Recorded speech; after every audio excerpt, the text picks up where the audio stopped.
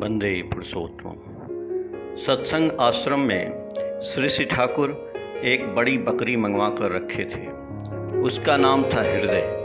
वह जब तक जीवित थी नित्य दिन सुबह एवं संध्या में श्री श्री ठाकुर के समीप जिस समय लोग उन्हें घेर कर उनकी बातें सुनते थे या वार्तालाप करते थे, उस समय वह बकरी श्री श्री ठाकुर की ओर मुँह करके चुपचाप टकटकी नज़र से देखती रहती थी। लगता था वह भी श्री श्री ठाकुर की हर एक बातें समझ रही हो, पर बोल नहीं पा रही है। वह नित्य दिन श्री श्री ठाकुर के भोग के समय भी उपस्थित रहती थी।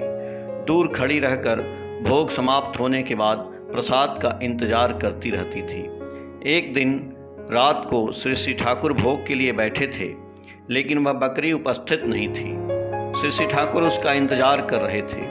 आसपास के सभी लोग इधर उधर खोजना शुरू कर दिए, कहीं पता नहीं मिल रहा था। श्री श्री ठाकुर भोग के लिए बैठे रहे।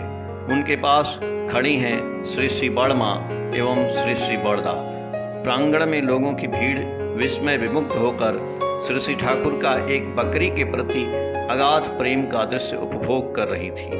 कुछ समय बाद पता चला वह पूजनीया गुरु प्रसादी देवी पीसी माँ के नाम से परिचित के घर अनजाने में पीसी माँ बाहर से कड़ी लगाकर चली गई थी। वह घर के अंदर से ही मैं करके लोगों को अपनी आवाज़ दे रही थी।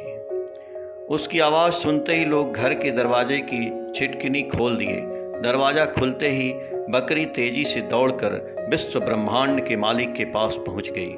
श्री श्री ठाकुर का इंतजार हृदय के पहुंचते ही समाप्त हुआ। उन्होंने भोग आरंभ किया। पुरुषोत्तम प्रसंग से जय गुरु।